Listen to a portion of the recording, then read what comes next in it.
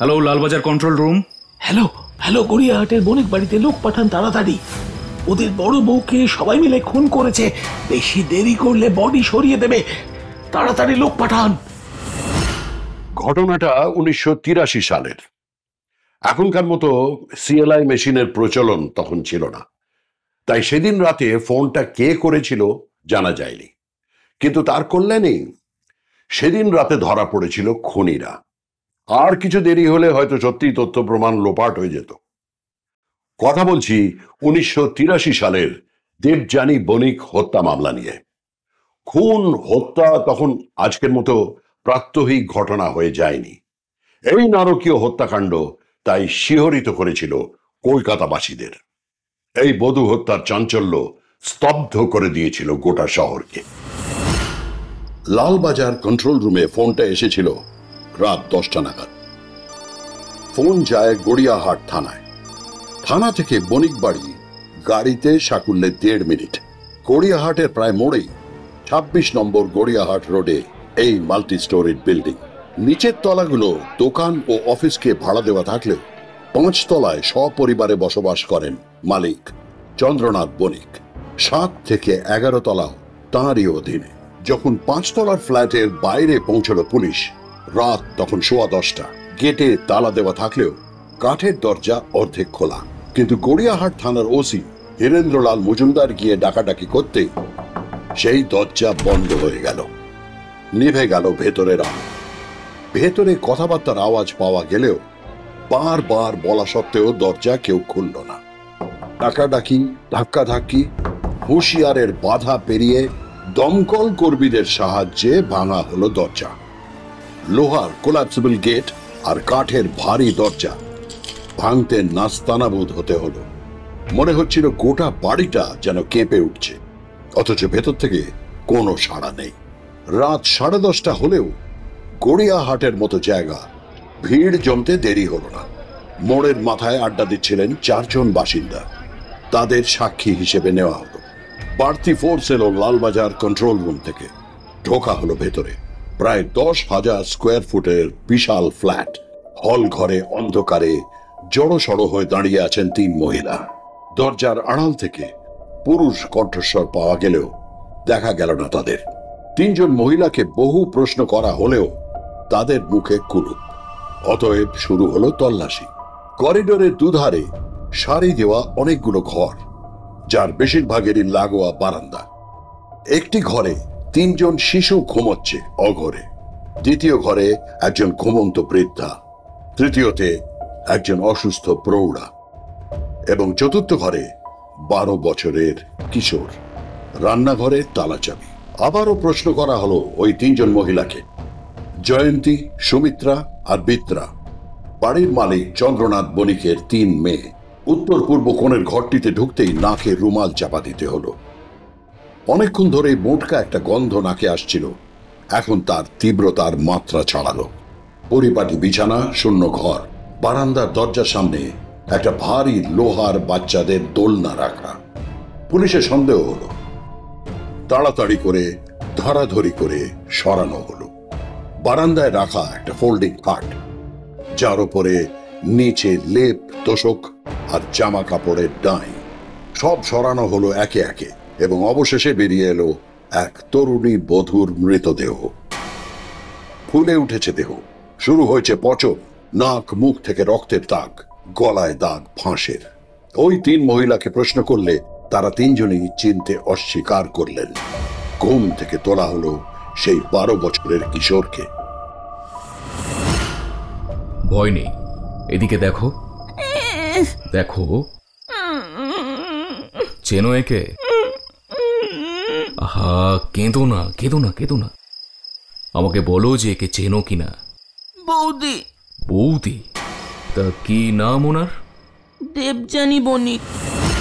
বর্ধমানের বিত্তশালী ধনপতি দত্তের একমাত্র আদরের মেয়ে দেবযানী। ধনপতি দত্তের আছে রাইস মিল, পেট্রোল পাম্প, মাছের ভেড়ি, প্রচুর জমি জমা আর অনেকগুলো বাড়ি। ধনপতি আর সুধা আদর করে মেয়েকে ডাকেন বুড়ি বলে। দাদা দেবদাস, বিপ্রদাস আর রামদাস ডাকে বনু বলে। 1975-এর অগস্টে দেবযানীর সম্বন্ধ করে বিয়ে হয় চন্দনের সঙ্গে। দেবযানী তখন 14, চন্দন 20। যৌতুকে কার্পণ্য করেননি ধনপতি। প্রথম 3 বছর সুখেই ঘর করেছেন দেবযানী। চন্দ্রনাথ বণিকও প্রভূত সম্পদশালী। চা বাগান ছাড়াও আছে আরো অনেক ব্যবসা। বাড়িতে আছেন শয্যাশায়ী মা, অসুস্থ স্ত্রী, যাদের পুলিশ 2 এবং 3 নম্বর ঘরে ঘুমোতে দেখেছিল। চন্দ্রনাথের 9 সন্তান, 5 মেয়ে। বড় মেয়ে কল্যাণী, মেজ মেয়ে জয়ন্তী ও সেজ মেয়ে চিত্রা বিবাহিতা। শ্বশুর বাড়ি যথাক্রমে কসবা, শিলিগুড়ি, শ্রীরামপুর। সুমিত্রা এবং বিত্রা অবিবাহিতা। এদের সঙ্গে আপনাদের আগেই পরিচয় হয়েছে। 4 ছেলে, চন্দন, আশিস, যে স্ত্রী রূপা আর শিশুকন্যাকে নিয়ে এই বাড়িতেই থাকে। সেজ অসীম এখনো বিয়ে করেনি। আর ছোট ক্লাস 7-এর, নাম নন্দন।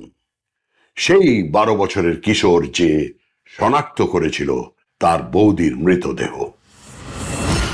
এছাড়াও বাড়িতে ছিল দেবযানীর 3 শিশু সন্তান আর জোনা 5 কাজের লোক। এবার প্রশ্ন হলো, সব তো ঠিকঠাকই চলছিল, তাহলে অকালে কেন প্রাণ দিতে হলো দেবযানীকে? প্রথম ছন্দপতন ঘটল 78-এর জুলাইয়ের শেষে, যখন বণিক দম্পতি তাদের মেয়ে চিত্রার সঙ্গে বণিকদের বড় ছেলে দেবদাসের সঙ্গে সম্বন্ধ পাড়লেন। কিন্তু তা কি করে সম্ভব? দেবদাসের বিয়ে তো গত মাসেই পাকা হয়ে গেছে আসানসোলে। সামনের মাসে বিয়ে। সবই নয়, এই সম্বন্ধ সম্ভব নয়, তা জানালেন ধনপতি। দ্বিতীয় বিরোধ দেবদাসের বিয়েতে। ধনপতির নিকটাত্মীয় ডক্টর বিষ্ণুর সঙ্গে ছিল চন্দ্রনাথের পূর্বতন বিবাদ। চন্দ্রনাথ বললেন, যদি ডক্টর বিষ্ণুকে নিমন্ত্রণ করা হয় তাহলে তারা বিয়েতে যাবেন না।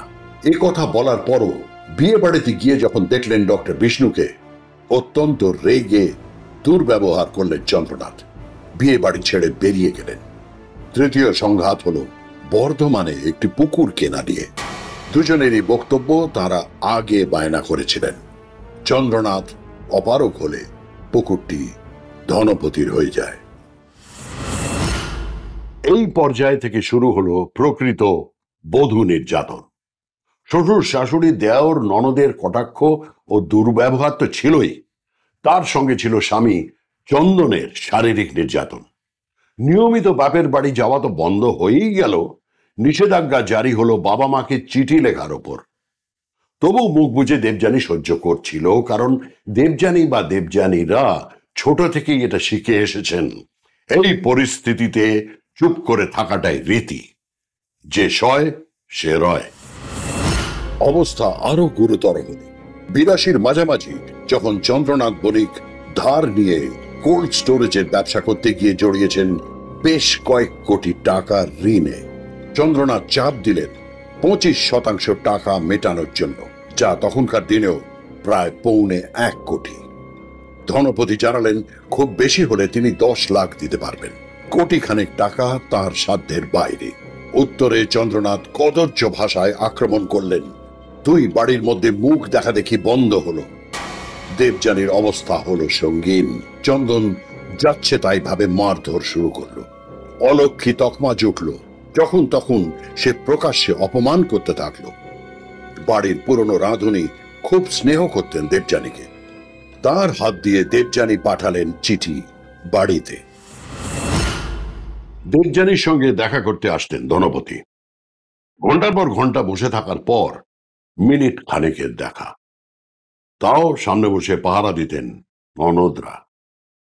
1982 দুর্গাপুজো, তার কয়েকদিন আগে বর্ধমানের রাইস মিলের ল্যান্ডলাইনে দেবযানীর ফোন পেলেন ধনপতি। বাবা, তোমার জামাই আমায় আজ ভীষণ মেরেছে।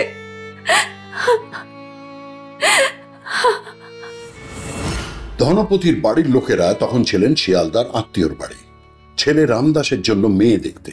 ধনপতি আত্মীয়র বাড়ি ফোন করে স্ত্রীকে বললেন শিগগির যেতে বুড়ির বাড়ি। সুধারানী গেলেন, দেখলেন ডান হাতের কোনোই ফুলে গেছে। সঙ্গে নিয়ে যেতে চাইলেন, নাকচ হলো আবেদন। অধিক অনুনয়ে কিছুদিন পরে যাওয়া মঞ্জুর হলো। দেবযানী বাড়ি গিয়ে সবিস্তারে বলল অত্যাচারের কাহিনী। কিন্তু সব শুনে বাবা মা বলল সব ঠিক হয়ে যাবে, একটু মানিয়ে নে। দেবযানী জানালো 25% টাকা না দিলে আর বর্ধমান আসতে দেবেন না। ধনপতিরা ভাবলেন এও বুঝি কথার কথা। তখনও তারা বোঝেননি যে এই তাদের মেয়ের শেষ আশা। চন্দন যখন দেবযানীকে নিতে এলো, ধনপতি বোঝাতে গেলেন। ফল হলো উল্টো। খেপে উঠলেন চন্দন। বেরোনোর সময় দেবযানী যখন প্রণাম করছেন, আশীর্বাদ করে ধনপতি সুধারানী কি বলেছিলেন? শাখা সিঁদুর অক্ষয় হোক না বেঁচে থাক, কারণ দেবযানী আর বাঁচেনি। এরপরে মেয়ের সঙ্গে ওদের পরবর্তী সাক্ষাৎকার মেডিকেল কলেজের মর্গে। পুজোর তত্ত্ব হাতে অপমানিত হয়ে ফিরে এলেন দেবদাস।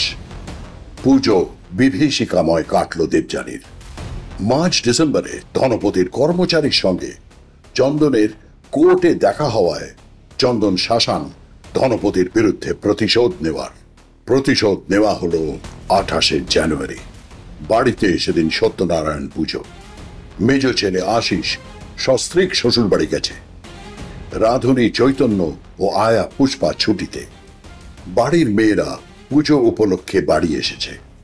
সকাল 8টায় দেবযানীকে ভয়ঙ্কর মারলেন চন্দন। কেউ প্রতিবাদ করল না। 8:30টায় বর্ধমানের বাড়িতে ফোন করলেন দেবযানী। তুললেন দেবদাস।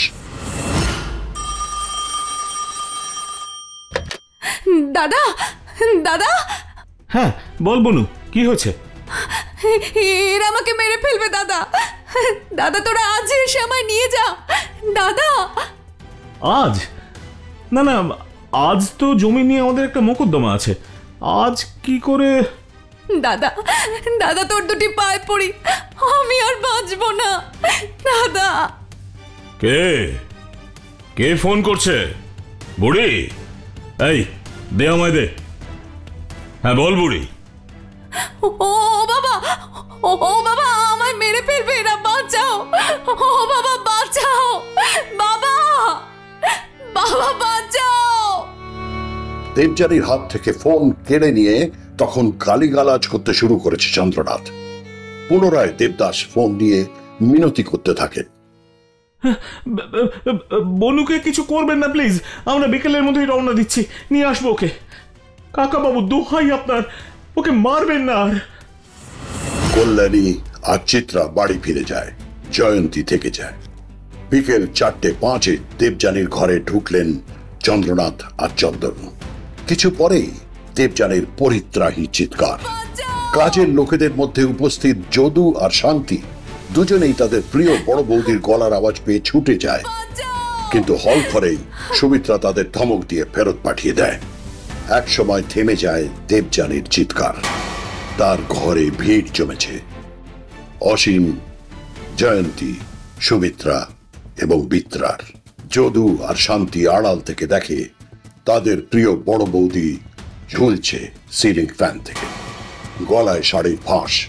বিকেল 4:45 নাগাদ চন্দ্রনাথ দত্ত বাড়িতে ফোন করে অমায়িক গলায় নিষেধ করলেন আসতে।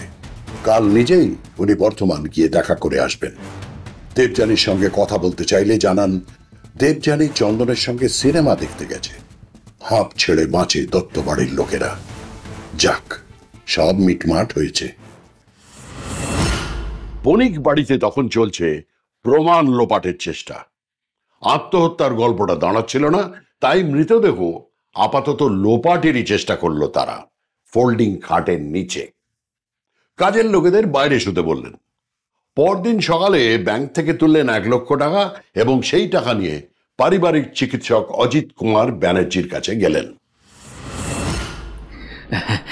ডাক্তারবাবু, বলছি আমাদের বাড়ির একজন মেয়ে, কাজের মেয়ে মারা গেছে, একটা ডেথ সার্টিফিকেট লিখে দিতে হবে।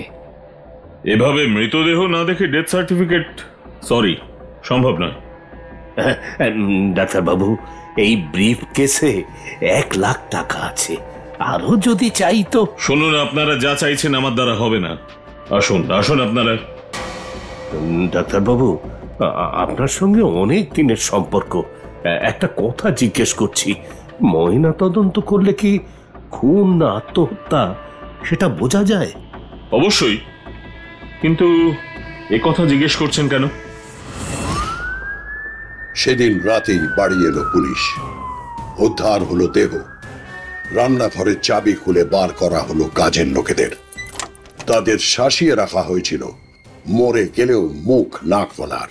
কিন্তু পুলিশের কাছে তারা সবিস্তারে খুলে বলল বড় বৌদির নির্যাতনের আখ্যান।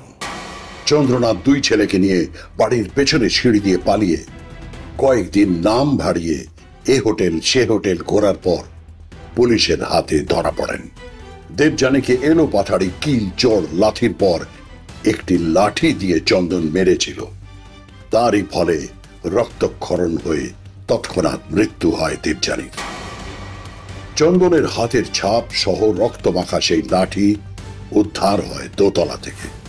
ফাঁস লাগানোর শাড়ি 7 তলা থেকে।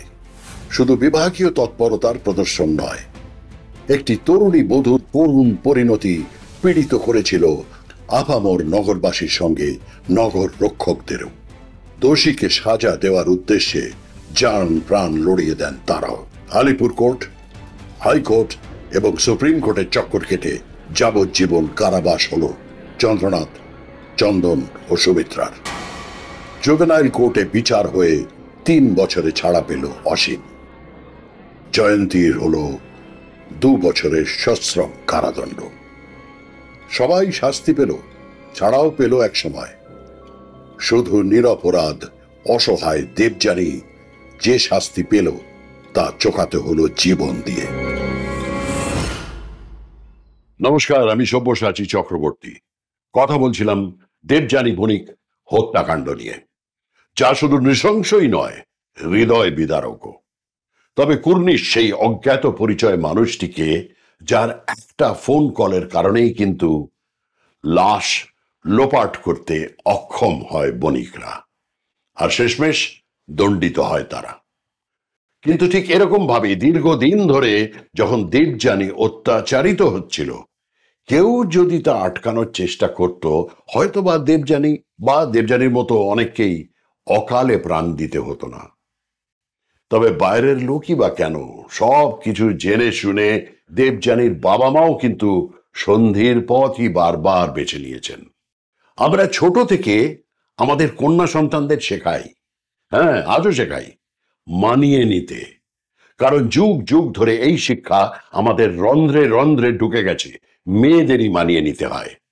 বিয়ে ভাঙলে আমরা সবার আগে দোষারোপ করি মেয়েটিকেই। বেশিরভাগ বাবা মা আজও লোকে কি বলবে ভেবে সন্তানকে বাধ্য করে দম বন্ধকর সম্পর্কে থাকতে, আপোষ করতে।